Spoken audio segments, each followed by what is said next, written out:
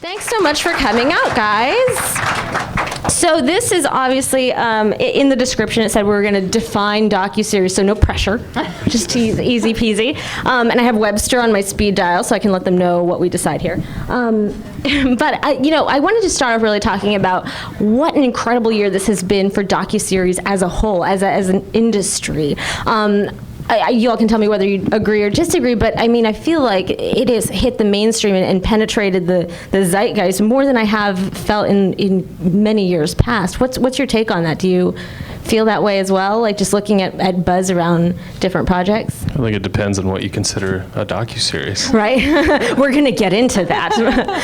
But I mean, with everything, it went from, the Kardashians is considered a docuseries, and I guess some people also consider The Jinx was a docuseries. I feel like even Anthony Bourdain's Parts Unknown, that's really like penetrated at least my friend group, like to the point where people call him Tony. And I'm like, you don't know him that well, but it feels like you do. But I guess from just your point of view, watching how especially your own projects do, and the way people talk about them, have you noticed that people are getting more into docuseries and embracing it more than they have in the past? I don't know if it's actually more now than it was before. I mean, I think things like Caitlyn Jenner make us think about like defining a docuseries, because that really is going to be a documentary series. I mean, they are really going to go through a process that is, there's no producer in the background being like, well, you should obviously get breast implants on Tuesday because that'll make for a better episode on Wednesday. Like this is like very unformatted. I would argue, and I'm like with something like Bourdain or The Prophet, which is my show, or some of the other shows that we're talking about, those, to a degree, those are formats, because each episode you're stepping into like a very clear path. The audience knows what they're getting, like a consumable thing. I actually think that the era of the docu-series in the way that we define it as reality has been the last couple of years, and that the reason it's standing out more is that there's less of it. Because I think the Kardashians are this kind of definitive thing that's been out there, but they're not even really at the height of where they were. I mean, obviously, Caitlyn Jenner is going to be, but it's a very weird space in the sense that almost everything has gotten formatted. Like, we'll sell a docuseries and then the network will be like, I like this, I like that we're following them. Could every week they have the breakfast at this point in the show and then the lunch and then whatever? And I'm like, well, at that point in time, we're talking about a format. Right. So how much, like when you all get pitched a docuseries idea, for example, is there such thing as a great idea that doesn't have a good format, or do you all pay attention to format that much? Like when you're developing this series, obviously when it gets to the network level, they have their opinions, they always do. But I mean, is that something you all think about early on in the concept phase? Yeah, I mean, I think we start with an idea, we start with a world, a character, an expert, and then we have to figure out how that's going to play out over the course of several episodes, week to week. Sometimes they're self-contained shows like Parts Unknown or like Inside Man. Other times you're following the long arc of the series, and even though it's unfolding as it may, you're starting to see, everyone will tell you there's a swing toward authenticity right now. I think, there's so many shows like Duck Dynasty that were overproduced. They were assisted reality, essentially scripted reality. People want something that is more genuine, more authentic. We have to figure out how to tell those stories so it still plays out within the hour and you feel like you've walked away with some greater understanding of the characters, of the world, etc. But we also need to pace it out so that we can get 8 to 12 episodes and feel like at the end of a season we've told a story, and hopefully that story continues for many seasons beyond that. And when you get pitched an idea, how do you decide it's going to be a docuseries versus a regular documentary? Because that pacing out is such a delicate balance. You want to feel like people get something out of every episode, but also that you're telling a complete story.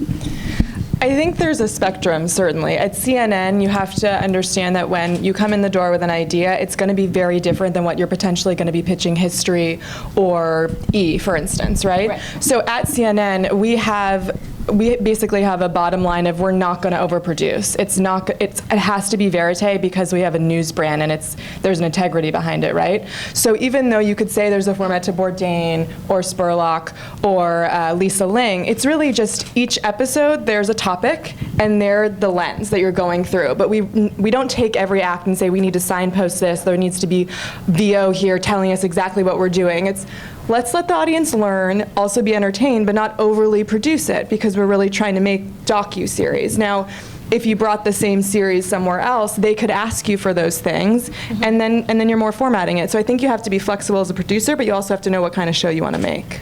Right. And in terms of trends, like, I mean, I found what you were saying pretty interesting about where you think things are going, like the gear toward more authenticity versus a slightly or very scripted docuseries, in quotes. Where do you all see the trends going at the moment? Like, do you see them going toward more authenticity and that appreciation for that, or more self-contained things, which I guess is a little bit of both on Bourdain? I mean, I think it's a variety of shows because different networks are gearing their product to different audiences. They have a different demographic. They have, they want to gear things toward their key audience in that. So the audience, to some degree, helps drive what the product is going to be.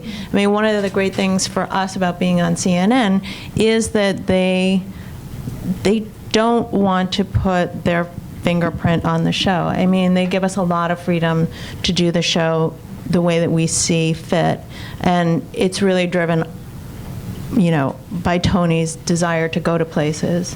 Every location is someplace that he wants to go to. It's not as though, we debate, oh, wouldn't it be great if he went here or there? He goes where he wants to go, what interests him. Mm-hmm. So I feel like what maybe now there's more of a variety of product out there versus for a long time there were a lot of reality shows, and I think that there is more variety out in the market now. To add to that, I think networks are starting to recognize that they have to trust their producers to make the best show possible. And so each of the companies that are represented here have a brand. And so when you are hired when your project is commissioned, there's an understanding that you've reached a certain level and expertise around storytelling to be able to do that. So when we work with Lizzie and her team, they're more apt to say, we trust your instincts. And the worst thing that can happen is when you have several execs all weighing in, trying to put their fingerprint on something, and it ends up being a completely different show than what you sold. Amen. Amen. I think there was always docuseries being made, but I think the negative connotations surrounding reality shows that has been there for quite a while, I think they kind of hijacked that term for a marketing tool. Mm-hmm. The celeb reality thing, and people can disagree, I'm not buying it. It's highly produced. You're putting people in situations that a lot of times are for entertainment purposes or exploitative purposes, and it's not something that you would normally see. I think it's great that there's a swing towards authenticity, because I think that pendulum for so long was at shock value reality TV that people were passing off as this is real, and the audience understands that it's not real. I'm happy that there's a demand for authenticity and quality programming, and thank God CNN is there to let us do this now. Yeah, I know. What some of y'all may not know is that like a lot of these people know each other, so it's like a little reunion here, like all CNN people and that kind of thing. And That's then really me. And then Charlie. Sorry. I would actually, here's the thing. Let's not lose sight of the fact of why reality is so dominant on television. It costs $2 to $6 million an episode to produce a sitcom or a dramatic television show. It costs $500,000 to produce an episode of reality television. And so the reason that... Sometimes a lot less. Again, there's all of them, and then there's me. And you asked before, you're like, well, how do you decide between a documentary and a docuseries? It's choosing between running a nonprofit company and a for-profit company, because a documentary is one shot and you've got like 3 buyers. A docuseries, you've got multiple buyers.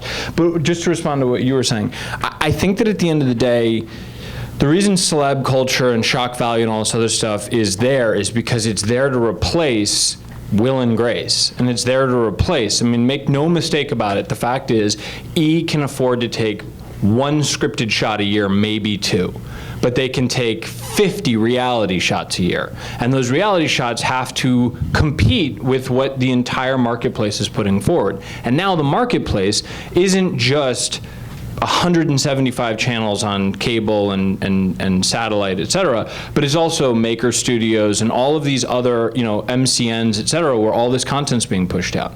And so standing out from the clutter is extraordinarily difficult. Part of the reason that CNN or one of my partner channels, CNBC, went into reality is because they can't just compete in the space that they were in. You can't just be a news channel anymore. There is no channel right now that is strictly a news channel. They all produce some form of entertainment content.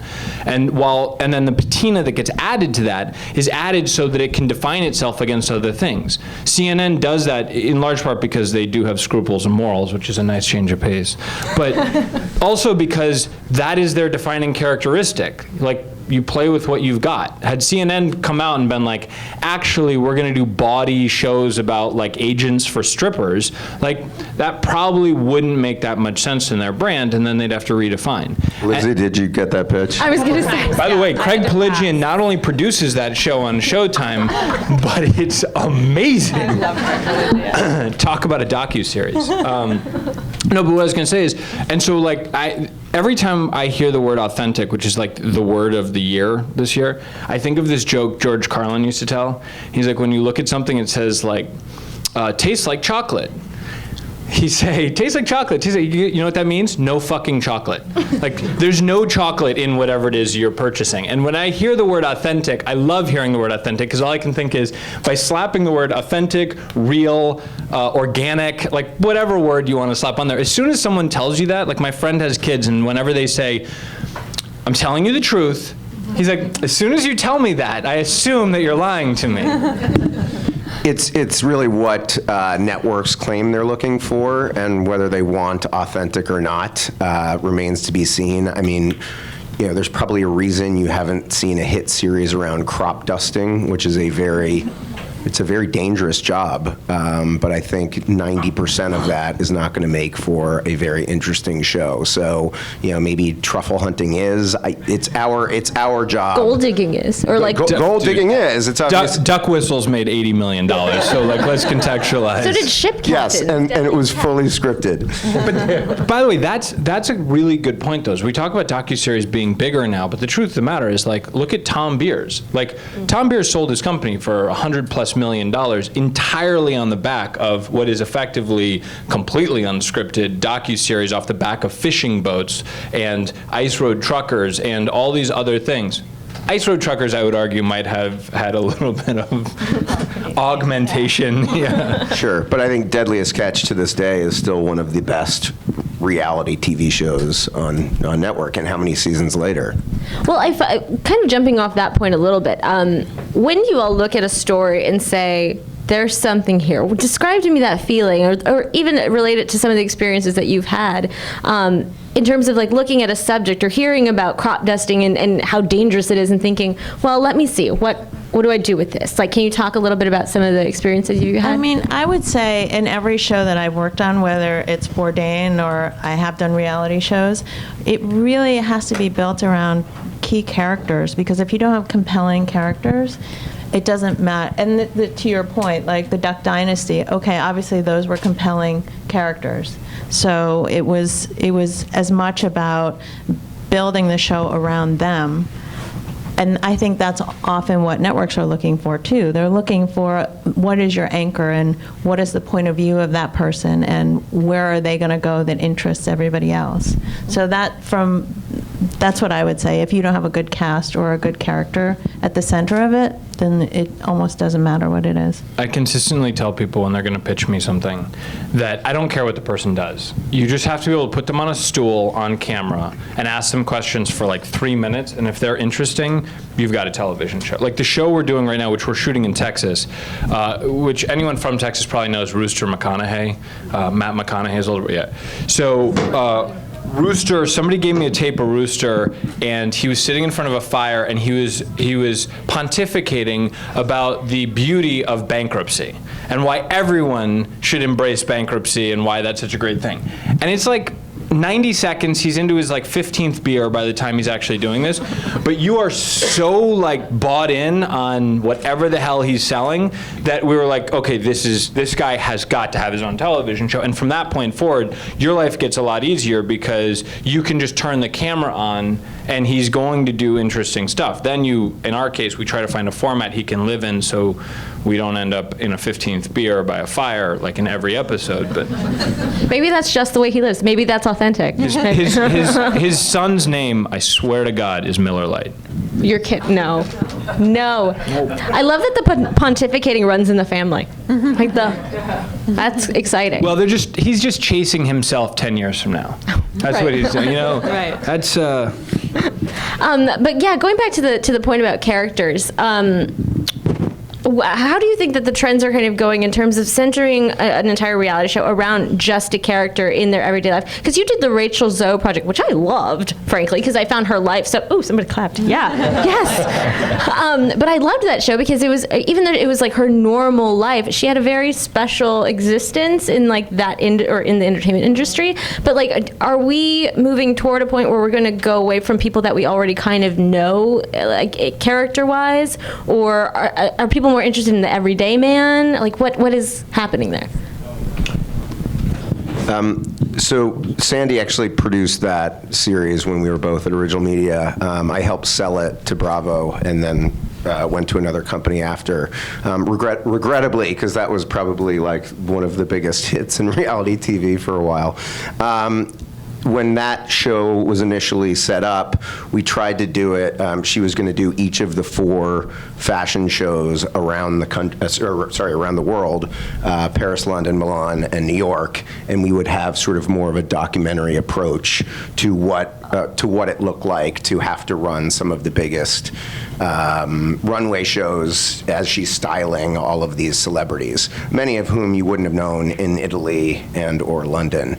Bravo said, yeah, that's not going to work. But what would work is if we base it out of her home and her business and we get her husband involved, and then let's get these other assistants who are great and really build it around that. And each week would be styling a different client. And it took a lot of cajoling from my boss at the time, Charlie Corwin, and her very good friend, Jamie Patrikoff, to basically say, okay, that's the only way this show is going to get sold. But if you stuck to its original sort of documentary premise, never would have happened. Oh, fascinating. To your point about characters, we produced High Profits for CNN, which is essentially an 8-part documentary.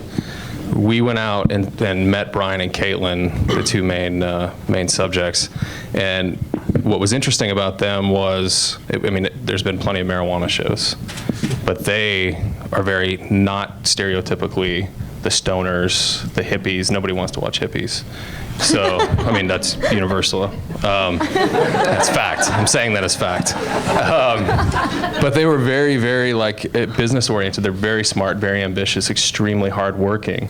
And for us, it was more of like an American dream type story with an industry that was exploding. It was also history, because Colorado, we were there, a couple of months before Colorado became the first place in America to ever sell recreational marijuana. So we captured that. And it also was a setting that was not a big city. It was not Denver. So what was happening in Breckenridge around Brian and Caitlin was completely different from anything else that had been done. And there was all sorts of other issues and things that they had to navigate with that. The other thing, Caitlin I think she's 25 years old right now, or 26. So I immediately, I was more drawn to her over Brian initially, because who is this girl that's navigating this, like one of the most regulated businesses in the country at 24, 25 years old, handling all of this, was pretty fascinating, and we got very lucky. How do you meet these people? And especially on something like Bourdain, where you're traveling, you don't know exactly what you're going to find, but you always find these interesting characters. How do you find these people? Do you just hear about them? Do you Google interesting people in Colorado? No, we It's a combination of things. I mean, there's some locations we go to where there may already be one person that he's interested in talking to. But if not, we do a lot of research. We find people that we think he can have a good conversation with. That might be journalists or writers or comedians. And then we also look for the sort of everyday people, and we have local, what we call fixers or coordinators on the ground there who are helping us, giving us ideas. So it's a combination of those things, and we're really looking for the people he can have a good conversation with, whether it be somebody who is very well known or somebody who is, owns a small restaurant or drives a cab. Yeah, I mean, I think we're always looking for those experts, those trusted sources who are going to help viewers navigate a world that may seem unfamiliar. So when you're sort of taking that journey with them, you don't have to agree with everything that they're saying, but you want to feel like they're getting all sides of the issue, and then you can come to your own conclusion. But I think in this, I won't say the A word, but as we're trying to get closer to something that is genuine. He would put the thesaurus on that one. Yeah. You want to make sure that you're actually getting somebody who knows what the fuck they're talking about. But you also have to make sure that they're compelling, right? Sort of what Sandy was saying. Because there are topics on Inside Man sometimes that, I don't know, beekeeping, for instance. Yep. If you guys didn't find those characters that could bring us into that world and make us want to keep listening and learning, then people wouldn't watch. So Absolutely. Yeah, you guys do a great job of casting. It's extraordinarily, going back to your question from a second ago, though, about, are we going to see less known people versus the everyman on television? I don't think so. I think you may see more people that you don't know because you're not on Maker or whatever, but underlying this all is these networks have to stand out. They have to have something that draws them because, for example, NBC, look at NBC, right? NBC is about to, in 6 weeks, start spending the better part of $30 to $50 million marketing all of the shows that they're going to roll out, and like 2 of them are going to work. And all the other ones are going down the pipe, right? And that's the real amount of money. Now you roll back and you think about what CNN has to spend on off-air networking, marketing, meaning buses and billboards and all the other stuff, and the odds of them doing that on a show that's about ice road truckers is extraordinarily low. If you have Deion Sanders, I don't know why that was who I went to, but if you have somebody who's got 3 million, social media followers or 13 million, I mean, there's a reason that The Rock has like 7 reality shows right now. The dude has 72 million social media followers, and they actually go to what he says, which is not common. And so I think to a big degree, you are going to see that that's going to be, especially in traditional media, you're going to see a lot of that because they've got to stand out. I mean, I have shows at networks right now where I sit down with the marketing and the ad sales and everyone else, and I'm like, God, we love this show. And then they turn to me and they're like, all right, market it.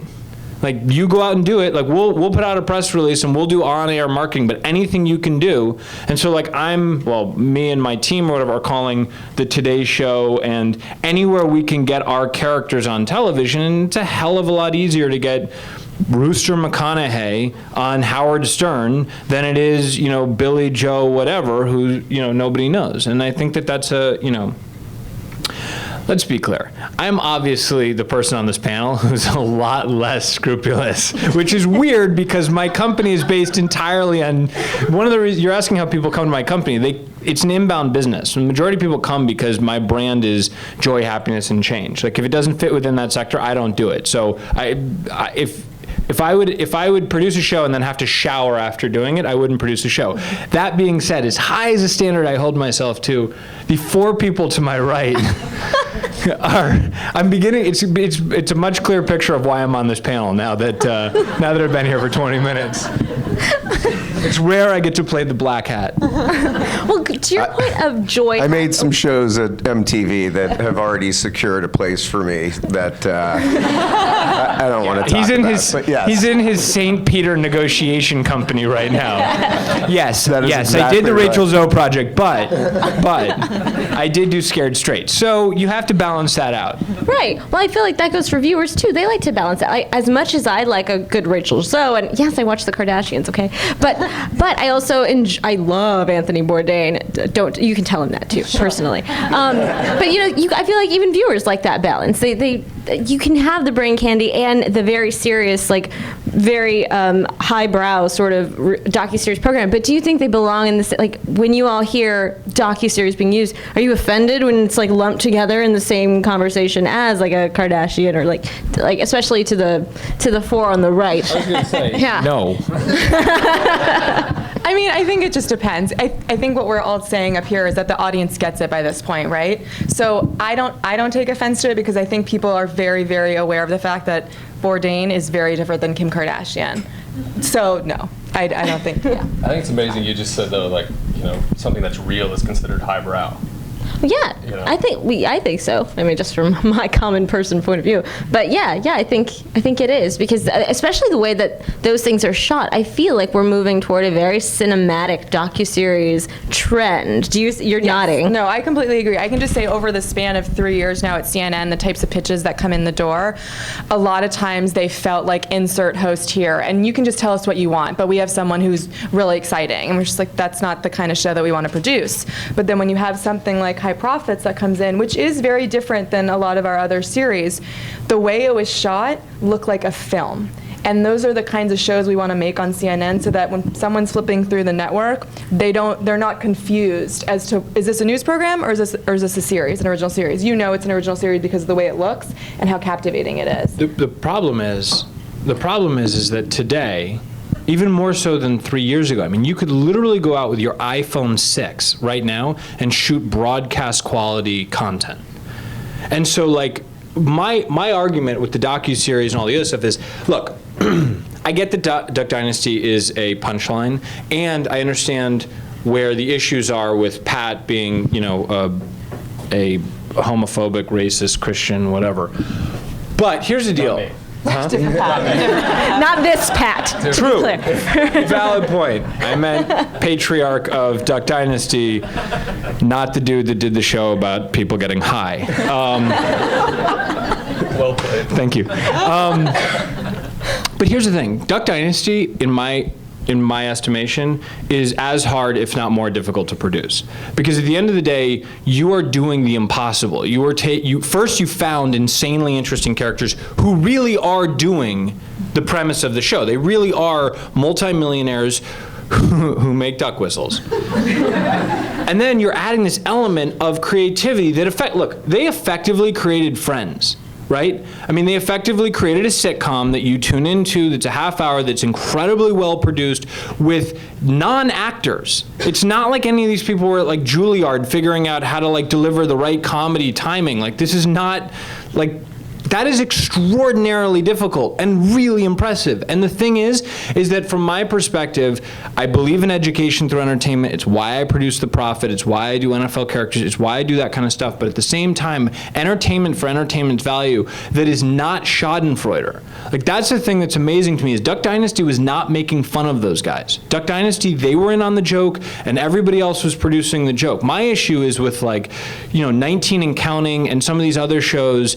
that are like, basically everything on TLC is like, look at those freaks. And so from my perspective, I think there's a distinction here that you have to embrace the things that are done so well for entertainment. And you have to look at the fact that for the most part, you're talking about non-writing producers, like with Duck Dynasty, again, you're talking about non-writing producers who are doing this. Again, these are not guys who are in writing rooms for 10 years under Chuck Lorre learning how to write great jokes and blah, blah, blah, blah. They're going in and they're effectively having to create ad-lib, funny moments with people who aren't actors, with while at the same time producing what is effectively a reality show. That's extraordinarily impressive. It's also why I think the audience tunes into that at a exceptionally higher multiple than, almost everyone on this panel produces really high quality content. I'm obviously cutting myself out of that. Everyone produces content, but look at the ratings. Look at what Duck Dynasty was doing. And my argument has been, the reason we started my company the way that we did with the idea of joy, happiness, and change, is my argument is that the most popular stuff on television is actually good-natured, like high quality. You look at what the highest rated stuff is. Sports, Sunday Night Football, the Olympics, that kind of stuff. The Voice, American Idol, that are celebrating people's talents. And then stuff like Duck Dynasty, which is this kind of how I described it a second ago. There's a reason people don't want to be fed. People don't want to be fed purely spinach. Like they want to have all, sweet potatoes and every once in a while cotton candy. And I think that if you can find the balancing act, that's where wow, that was way too much. That's our challenge every day. We never want to do anything that feels so earnest that you don't feel like there's any entertainment value to it. So it's really, I think Morgan Spurlock's brand sort of straddles highbrow and lowbrow. Mm-hmm. We did a show called Losing It with John Stamos, where he interviews his celebrity friends about how they lost their virginity and what those awkward teenage years were like, and then we actually recreate it with puppets. This was the show. Yeah. Thank you. Drop the mic. Dude, you had me at Stamos. But that's a story of how that actually started on digital. It'll all be the same soon, but it started on Yahoo, and now we're taking it to a fledgling network. Actually used to be TV Guide Network, now called Pop, and they ordered 8 episodes just based on that. It's a great pitch. That is a fantastic pitch. You didn't bring that into us. But I want to go back to what you said about joy, happiness, and change, because I feel like maybe it's just because I live on the internet, but I feel like that is extremely like what people seek out these days, like this good stuff that makes them feel good and but how do you explain? People say that. Well, I do. No, I know, but I mean, people say that. They absolutely say that, but then you look at what they're DVRing and you're like, Like Walking Dead and exactly. Or the Real Housewives. Right, exactly. Of every city in America. That's not joy or change. But do you? A lot of happiness, though. Yeah. So, do you think that both of those are kind of? Is there room for both the good stuff and the jinx, which is super dark and creepy and stuff, and in docuseries? And is that how do you play with that? Like, how do you like to split your time in taking in those pitches? Are you leaning toward one more than the other at the moment? I mean, I think for us it has to be a variety, right? Because then it's all going to look like the same show over and over again. So we look at a lot of history programming, we look at a lot of crime programming, but when we look at crime, it's, dare I say it, highbrow crime. It's shot like mini films, similar to The Jinx, right? Mm-hmm. And so I think, but we also know that there's certain stuff that's off limits for us, but that doesn't mean I'm not going to watch it. I think it's okay that there's a spectrum and that there's a lot of networks and a lot of avenues online as well where you can watch what you want when you want it. Mm-hmm, mm-hmm. I want to talk to you about pitches in general. Has it become, as people are more aware of docuseries and the opportunities that are there with the variety and that kind of thing, is it easier or harder to find good stories these days? I think it's really hard. I think you have to take as many pitches as possible, and then out of those 100 pitches you get over 2 weeks, you maybe have 2 you actually want to discuss. And I think it's just because that's the nature of a brand and a filter, right? If I work somewhere else, I might have a different perspective, but at CNN, I think it's pretty difficult. Mm-hmm. I think that's typical of all the networks. Yeah. But that's what makes the life of a producer a nightmare. Yeah. Is like you were saying, is it harder to find a story? It's actually my argument. Is it harder to sell a good story? Because you'll walk in with an amazing story, but they're looking at 200 pitches a week. Right. And it's like at that point, and I loved your word selection. God, I'm so glad they're taping this. 100, 2 they want to discuss. Right. Right. 3 years ago, it would have been 100, 5 they want to, at the very least, shoot a presentation of, but maybe pilot to see. And the thing is, budgets have gone like this, the number of avenues have gone like that, and so now in the middle, it's, we're developing, I literally just had this meeting yesterday, I was looking at my development team. We're developing 45 shows a month. 45 shows a month. And in an insanely good year, we'd sell 6 to 10. So like you start to do the math and like what that amount of stories are, and we're not just talking formats. I mean, not game show. I'm talking like people, wow, this is an amazing crop duster that we want to do a television show about. I love how crop dusting is like a thing in this panel. I'm like texting my development team right now. It's really dangerous. Find somebody. But I think also like the hours of programming. You have Get to say, Iowa. At CNN, we only have a few hours. We'll have questions in just a little bit. Yeah. Oh, wonderful. Fantastic. Keep that to yourself and talk to me in the hallway. This is competition. The hell is the matter with you? I'll be buying you drinks later. From the, But I think it's the different networks too. I mean, we can only do 2 to 3 original series per quarter, right?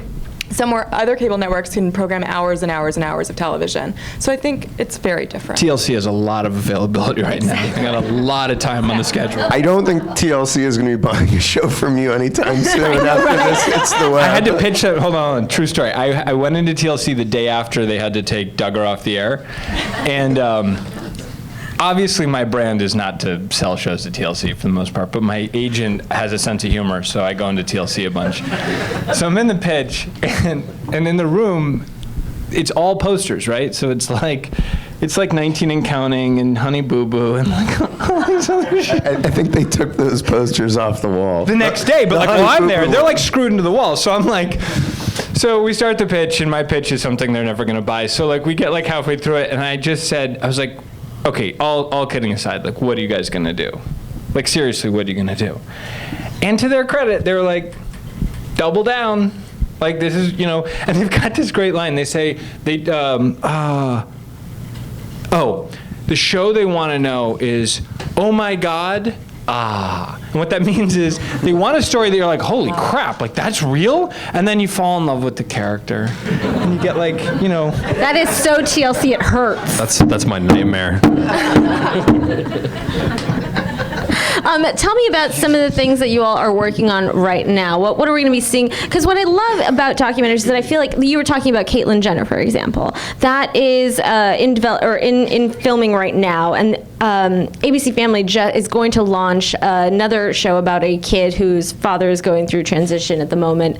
But I feel like obviously that had been in the works for a long time. Caitlyn Jenner has also been in the works for several months. I feel like what we're seeing. I would argue she's been in the work for like 40 years. Lot longer. Yeah. I mean, officially, but I mean, I feel like the what we're seeing is several months behind what is being developed, what's being worked on, and what is going to be the trend later on. So what can you forecast it for me? What are we going to be seeing a lot in the next, I guess, especially in the last quarter of this year in terms of docuseries?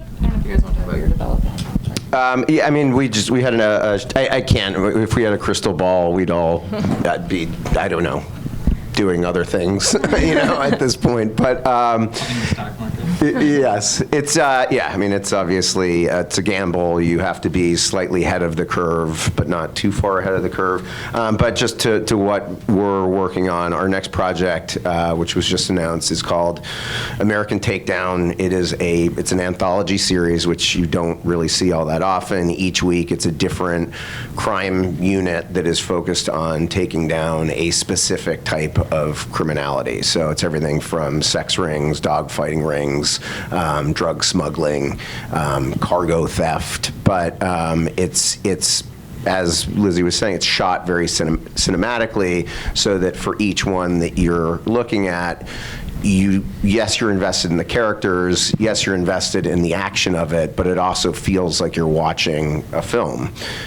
We'll see how it does. Anthology series typically do not rate well, but tune in, June 25th. Was that part of the pitch? A&E. This isn't going to do well, but you should definitely buy it. Some of the best stuff I've sold was on the anti-cell, which is You're not going to want you this. guys don't want this, and that's exactly what they want to hear. That's a great tactic tip.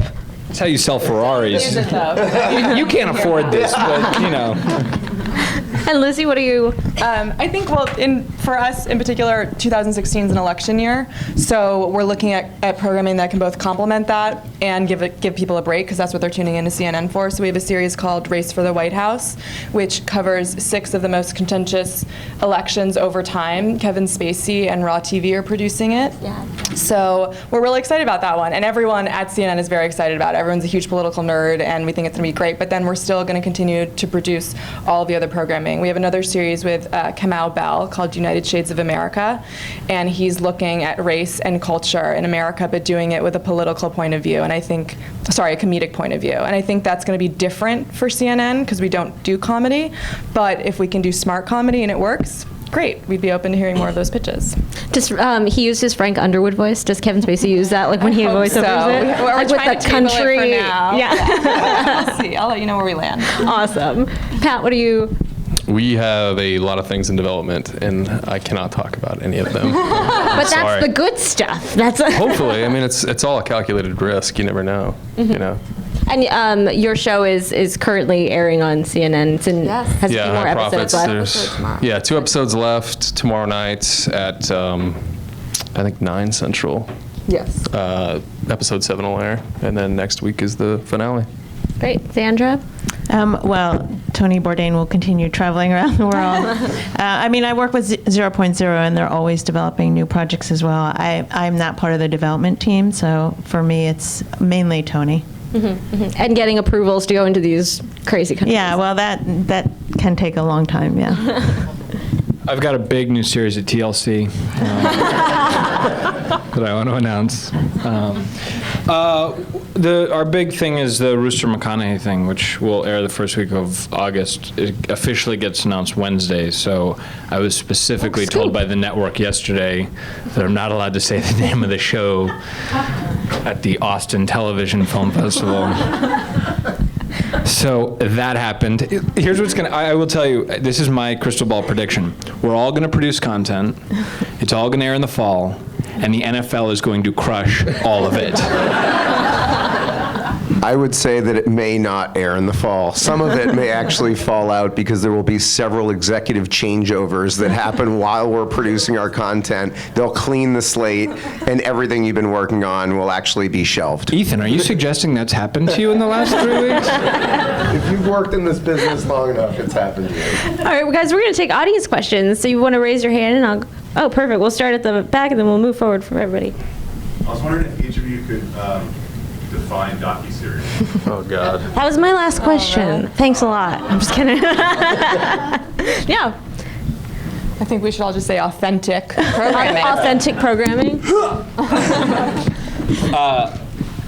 Multi-part, I think docuseries. So what is it? It's a multi-part episodic that chronicles lives and worlds that hopefully are interesting to viewers. An arcing series without a format. That's good. I mean, if you're following a set of characters across an arc, and you're not having them do the same thing in every episode, it's like, to me, I would define it as in scripted television, you have episodic and you have serial. So you have Law & Order, where every week we solve a crime, and then you have House of Cards, where something happens over the entire season. Serial is docuseries, wait, did I just say that back? Yeah, and episodic is format.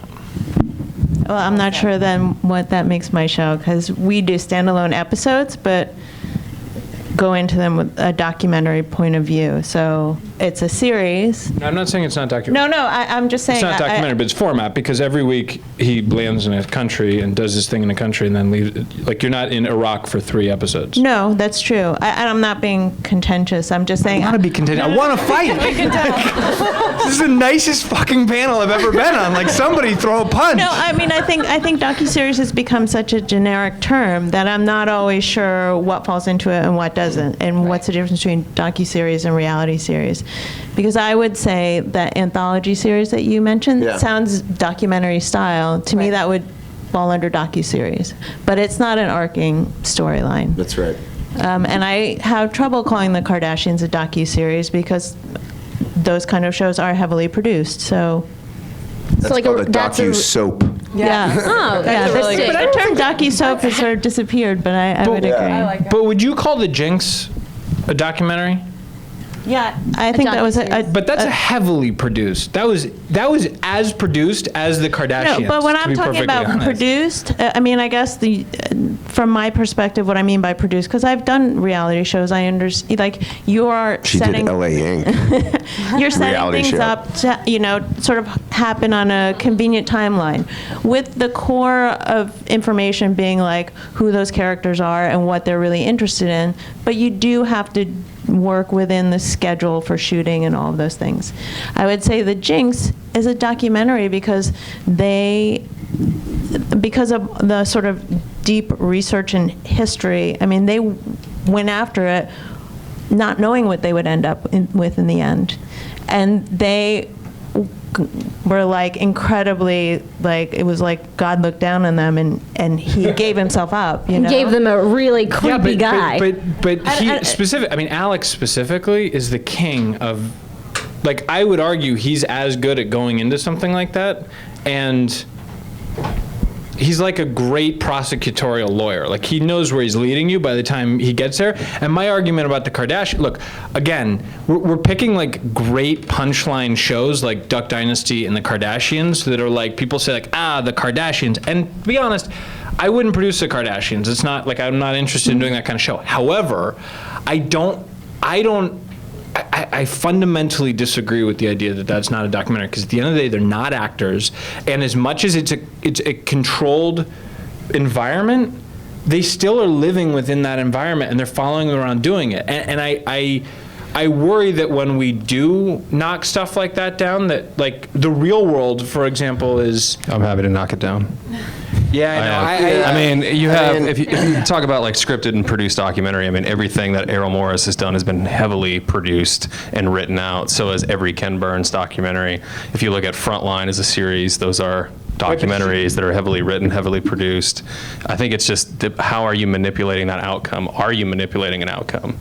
If you're not, if you're scripting a documentary so that the audience understands the story you're telling, it's still a documentary. Yeah, if you're putting people in weird positions. But you're applying your taste to that definition. And what I'm saying is, at the end of the day, there's a Rolling Stone, like this is like 15 years ago, there's a Rolling Stone cartoon, and on one side they had a USC graduate, and the other side they had an NYU graduate, and they like define the difference. And it was like, the USC graduate wants 50 guns and 500 people running into an apartment to save the girl who's been taken, and the NYU student wants one gun for the daughter to go shoot her dad. And like, those were their two films, and the USC guy's all in black, smoking a cigarette, drinking a coffee, and the USC guy's wearing like bright white pants and a sweater vest and blonde hair, and he's got like Starbucks. And I just, the irony is, like, they're both making films, they're both within the same context, but there's this, like, we put this lens on, like, well, Michael Bay makes Transformers, so he's this, and Steven Spielberg makes Schindler's List, so he's that. And I think that, I'd argue, I know that I'm taking this in a weird tangent, but like, Michael Bay is putting in just as much work and incredible auteur skill set to create what he's creating. It's just not, it might not be as spinachy as the Spielberg project. And I worry that when we create these distinctions, this is where we kind of patronize the audience. And I don't know. I don't think it's patronizing. I mean, people like what they like. Like you said, Duck Dynasty worked. People loved it. But what's shocking to me is that the whole time that show was at its peak, people would say, well, you're in the industry, Duck Dynasty. That's real, right? No, that's not real. That's all scripted. It's not all scripted. That's what I'm trying to say. Like no, it's not. It's not. Those guys are real. Those guys are real guys who actually did that. They create situations where they're like, hey, you guys are going to go deal with your boat today, so talk about your boat. But they're not soft saying, like, scripted. Yeah, you can call, exactly. Scripted. But at the end of the day, they're different, as you guys know, they're different sort of, there's a spectrum, and there are hybrids, and there are many shades of reality. I think, they probably all fall under the category of docuseries, but people used to call this stuff factual. People used to say it was nonfiction narrative. Then it became reality. There really are many ways of saying it. I think, as we're here discussing docuseries, we're looking at a very sort of specific side of that. But really, anything that involves real characters that you're seeing on TV is nonfiction, and that's, I think, the way we should look at it. Right, it's like a giant umbrella of nonfiction with these like sectors that overcross each other all the A time. giant umbrella. Totally, a giant umbrella. Thank you. We'll go to the left here, right in front of that man, and then we'll come out. You guys have all talked about things being scripted and not scripted and letting that be the definition, what breaks it apart between docuseries and reality. But shouldn't we as storytellers and even the audience, isn't substance a big part of that? I mean, when you talk about a docuseries, it's the substance, it's the message, it's the story, and the change that you're hoping to incite after people watch that. When you look at reality, it's, I mean, what are we learning from the Kardashians? What not to do? When I'm watching something like Bourdain where he's traveling and talking about these issues, there's substance there. So I want to know, where does that come into play? I think that's all subjective though too. Because I love Naked and Afraid. I love it. Oh, It's a great show. I love it. When it's on, I can't stop watching it. But Naked and Afraid it's a social experiment. It is a format. You have to get past the fact that, yes, there was a conceit that was set up, but once you're in it, the shit that's taking place is not produced. And so then that becomes, I think, much more real look at what takes place in a survival setting when you may have no idea what you're doing and you're just trying to figure out how to get through it all with some person you may or may not like who's naked. I would just argue to that point, because every show that my company produced has to go through this filter of joy, happiness, and change. And it has to at least touch on one of those three things, right? So we did The Moment with Kurt Warner where we were giving people a second chance to live their dream. And that was a format, like through and through. But once they got into the format, their lives were, they were facing real things and they had to make real decisions, et cetera.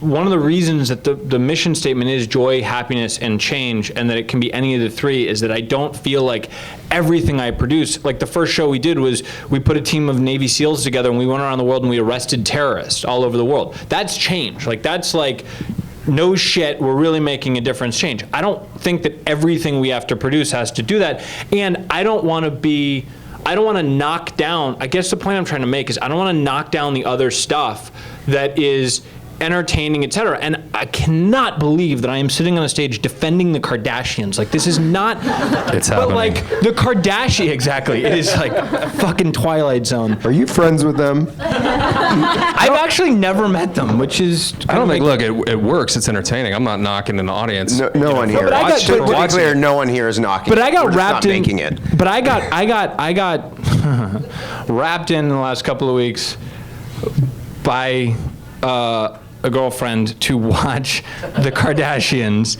And I'll be honest with you, at the docusoap is an interesting thing. Like, what is said of that show and what is said of those women and their families and all the related people, et cetera, and what is actually on the television show? My mom made me, like years ago, made me watch this show on TNT called Memphis Blues or something like that. Anyway, she was like, it's so cool, there's so much action. We watched the whole episode, and at the end I was like, Mom, there's no action. She's like, there was a car chase, there was a gun shoot. I was like, no, whoa, no. They described that stuff. Jason Lee was like, whew, I just got out of a crazy car chase. They didn't show it though, because they didn't have the budget to show it or whatever, but the audience was like, so she left describing a show that wasn't on television. To a huge degree, that's the Kardashians. Like the fire that everybody is seeing is smoke, but there's no actual fire there 90% of the time. Not to say anything of the fact that they're probably the hardest working people on earth, because believe me, being photographed that much, let alone creating all the business that they've created, et cetera, is no small feat. Tweeting is work, people. I love you, Charlie. we'll go to the back. The lady with the crop dusting friend. Thank you, by the way. This is what I was hoping for. Yes, right. This from the lady who works with Anthony Bourdain. Two of the ones that I watched, I guess this past season, the one in Iran and the one in, maybe it was last year in Russia. Well, first of all, Yeah. the man who talked to in Russia was assassinated. And then the journalist in Iran was arrested. And I just wonder, how does your production company deal with that, like emotionally and going forward? And because I just thought that was so interesting that he touched on these very, hot topics in those countries. Yeah, I mean, I would say both of those people, Boris Nemtsov for sure in Russia, he was a compelling character, a person who knew the risks that he was taking, and felt so strongly about what he was doing that he felt like it was worth risking his own life. And so the fact that we talked to him was because of who he was. And because he was willing to speak out. There are a lot of people when we started work on production or pre-production for that show, there are a lot of people who won't talk to you on camera about Putin. The restaurant that they had the meal in with Boris Nemtsov was a backup restaurant because the restaurant they were supposed to go to when they found out he was going to be in the conversation changed their mind and said we couldn't shoot there. So what attracted us to him were the very characteristics that put him in danger. So it was shocking and very sad when he was killed. I don't know that it was surprising for anyone who knew him that something bad happened to him. You know what I mean? I think that there were a lot of people sort of expected sooner or later that something might happen, which is really unfortunate and says so much about the conditions in Russia right now. The journalist in Iran, I have to say, was much more unexpected. And when we went to Iran, we were very careful to talk to people and make sure that people were comfortable being on camera and understood the possibility of, something happening to someone who said the wrong thing on camera. And that was a case for sure. And Russia also, where having CNN support and having people that they knew to sort of help lay the groundwork for those shoots was really important, certainly for Iran. And from what I understand, speaking to people after Jason Rezaian was arrested, he and his wife were both arrested, no one said, oh, this was because he was on your TV show. I spoke to people at the Washington Post, and clearly he was someone who was very outspoken about the good and the bad of Iran, never seemingly in a threatening way or a way that would threaten the Iranian leadership. But it was also had to do with the situation at the time and the nuclear talks that were going on. I mean, he is, from everything I've heard, being used as a pawn, basically, because he's Iranian American, and is being used as a way to sort of split the more progressive leadership from the conservative clerics. So, again, it's something that's incredibly unfortunate, and we try and do whatever we can. I mean, Tony has tweeted a lot about it, and and we've tried to help keep it public. But it's an unfortunate circumstance of shooting in some of places where there are repressive governments. Great. Well, I think we're going to take maybe 2 more questions. I know you've been raising your hand. I work in advertising, and for you guys, the buzzword is authentic. For in advertising, the buzzword is let's make a docuseries. From Google to IBM. Let's do some work together. Like Absolute Vodka has done a ton. Eating Gap they did like a mini series on Instagram recently and changing the format. I'm just wondering how that influences it on the network side, being a producer, and how brands are influencing docuseries and documentary production. It's probably different for every network. I think at CNN, it's difficult to come in the door with a brand and saying this is a show about us, right? We can't really produce those kinds of series, but I think online platforms have a lot more flexibility with it than we would. Yeah, we just had Samsung underwrite an entire docuseries called Connected, which is an Israeli format where 5 New Yorkers are self-documenting their lives, and a lot of it is done through well, it wasn't necessarily done through phones, but the idea is that, yes, it's the selfie generation, tell your story. That's what Snapchat stories is all about. If you want something that is real, watch a Snapchat story where somebody is taking you through their day for, through 20 snaps. And it may not be that interesting, but it's documentation at its finest. It's difficult with advertisers because we'll bring a sponsor in. For example, when your character's son's name is Miller Lite, you immediately go to Heineken. The problem is that with networks, they don't really make money off of an integration, right? I mean, they're going to either put it towards the production or the number is going to be so small and meaningless, they don't care. So they care about the ad buy. And the ad buy is, how many 30-second ads that brand in particular is going to buy going into it. And that's usually prohibitive and usually outside the space. Like, I have an entire division of my company that just does branded integration and business development with third-party brands.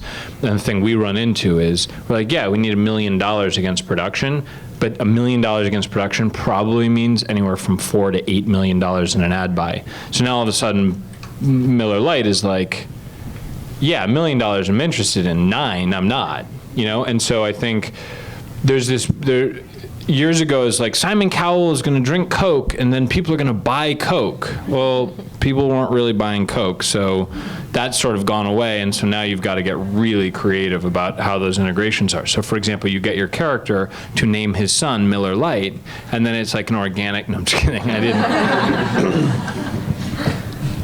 And we'll take one more. I guess from blue, yeah. Just very quickly from left to right, if you could. Do you all agree that the so-called reality series, Married at First Sight or Kardashians, do indeed fall under the umbrella of docuseries? Yes. Yes. No. I'd say yes. Kardashians, yes. Married at First Sight, no. That's a format. That's. I mean, it's. But it's still. It's documentary in the sense that we're seeing real things unfold. Yes, if they're real people, yes, it's a documentary of sorts. But in that case, that is like the definition of a format. Like, we tend there's to get, two people, marry. Yeah, I mean, we tend, in our industry, we get way inside baseball, and when we write up treatments, we'll tell you exactly what type of format or docuseries. There are 10 different ways that we can phrase that, but I think, to sort of the outside world, it's docuseries. And then we illustrate it because of the number of television executives who can't read. So I just realized there's a network executive on the fucking panel. I know. It's okay. Guys, Guys, a lot of shows from you. She's a really good one. guys, thank our panel, please, for giving them a good round of applause. Thank you so much, guys, for coming by.